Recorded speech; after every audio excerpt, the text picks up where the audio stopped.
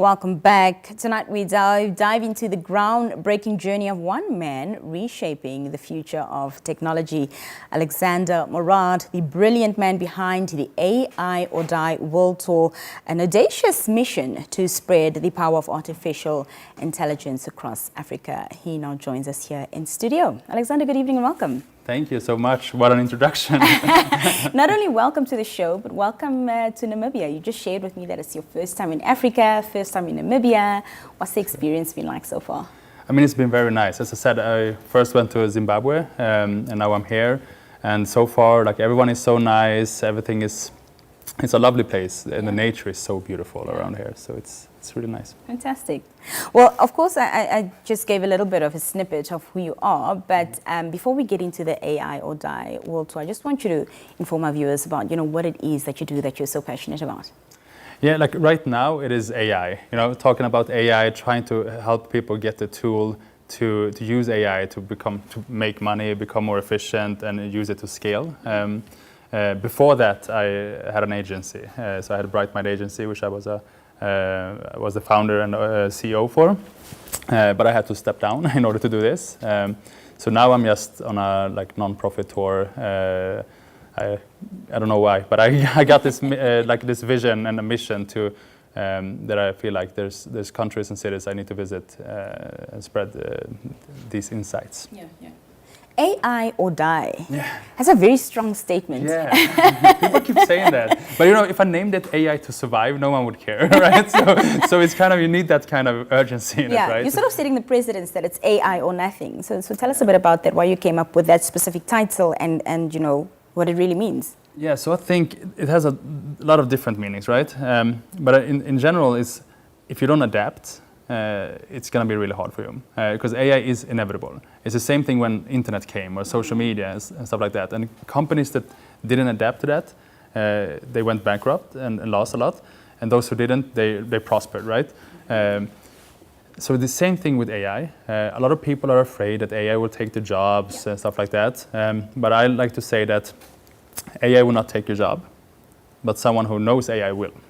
And that's what I'm trying to empower people here, that right now there's a global shift happening, but the people who needs it most are not being invited to the conversation, because otherwise there will be someone else taking their jobs. But right now, they can learn these skills and they can compete on a global level.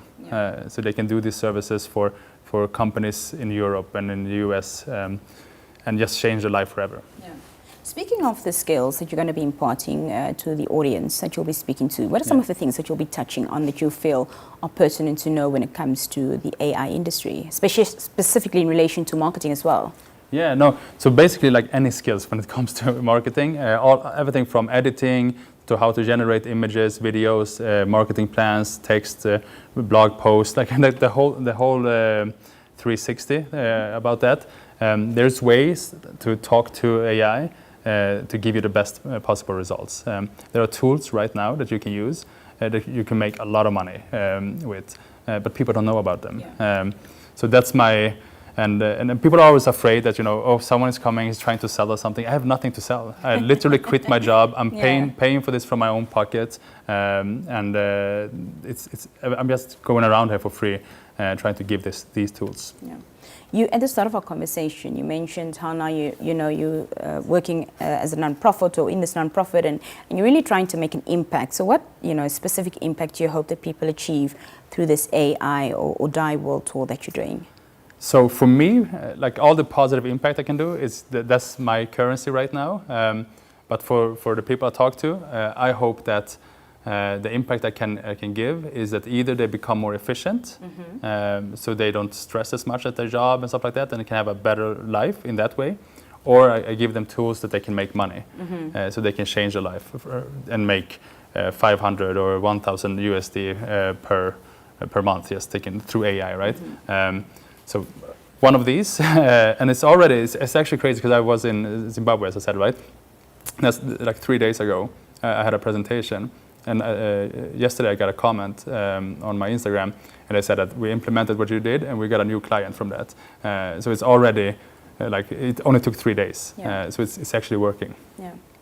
Of course, you know that, I don't want to say third world country, we don't refer to ourselves as that anymore, we're a developing country. But in terms of technologically being advanced, if you compare us to Europe, in America, we're not at the same level of market. So what you're teaching us now, is it perhaps not a bit too premature? It's not actually, because AI is not about tech anymore. It's all about the human skills. Like it's about creativity, it's about rhetorics, it's about psychology, because now you can talk to it. So it's generative AI. So it's not about, you need to code or do those things. I would say on the opposite. I would say that the countries you're referring to as like the first world countries, right. They are the ones at a disadvantage because they're built on artificial privilege in a way that you have to go to Harvard to do this, you have to do that or that, but that's not how the future is going to look like when intelligence and all this knowledge becomes democratized and accessible for everyone. So I believe Africa as a continent has a great advantage to actually compete and become one of the top continents within like 10 years if they play the cards right. But that's also why we're here a little bit, to try to be like a catalyst and spark that passion. Yeah. What do you envision the world to look like, Alexander, in 5 to 10 years? I'm not like that much of a world envisioner. I think that's really hard to envision, especially right now, because that's like saying when internet was new. It's like saying, how do you envision? No one would have said, I think someone would create something called social media, and there would be someone who takes pictures of their food and they make money of that, right? No one would even believe that, right? Right. So I think it's hard to envision, but I do believe AI will not solve everything, but it will evolve everything. And those continents and countries that doesn't regulate it too much and that actually work with resilience, they're gonna prosper. And that's where I think continents such as like Asia and Africa has great advantage. Fantastic. Well, I understand that you're documenting your journey as you travel across Africa. You've been to Zimbabwe, as you've said, are you in Namibia, and what other countries will you be heading to? So I'm going to Botswana, and I'm going to South Africa, and then I'm going home and rest a little bit, because I also need to breathe. But then I'm coming back to Africa, and then I have 7 more countries. And it's not 100% set, but it's probably going to be like Kenya, Tanzania, like Ivory Coast, Nigeria. It's not 100% set, but it's Ethiopia, I think, is as well. Fantastic. If there's one thing you'd like to leave our viewers with in understanding AI, you made a really great point that AI, people believe, it's robots. They're going to take our jobs, and you said it's not that. As somebody that understands AI, that's probably going to replace you or take your job. What's that one thing you want to leave with people in understanding artificial intelligence?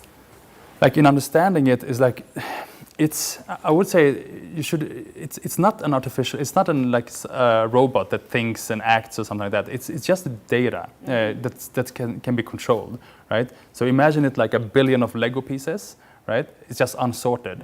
But with generative AI, you can say, build me a house, and it does that. But you have to tell it which Lego pieces to use. So the more you practice it, the better you become. If you would spend 2-3 hours a day right now and just test it and learn it, you will become one of the best in the world, because people are not doing it consistently. So that's what I would say. And I think that's one way to put it.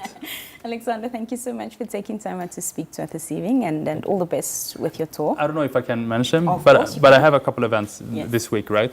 And if anyone haven't seen it and want to register, they can follow me on my socials. There's links there. It's the Morad on Instagram, and it's free to register. So we're going to be at NUST and at a couple of other places. So I know you're at NIPAM tomorrow. NIPAM, yes. And the event is taking place at NIPAM. It starts at 2 and ends at 4, and of course that's also free. So the public is invited to. I think they have to register. That's right. So the link, everything is on my social. Fantastic. Alexander, thank you so much. All the best. Thank you so much. Thank you. That was Alexander Morad speaking to us about his AI or Die World Tour. Well, Namibia is not left out of that, of course. Tomorrow he speaks at NIPAM. The event takes place from 2 up until 4. If you'd like to attend, please do go onto his social media or onto NIPA's social media pages and register to be able to attend the event. We'll be back after this brief break. Stay with us.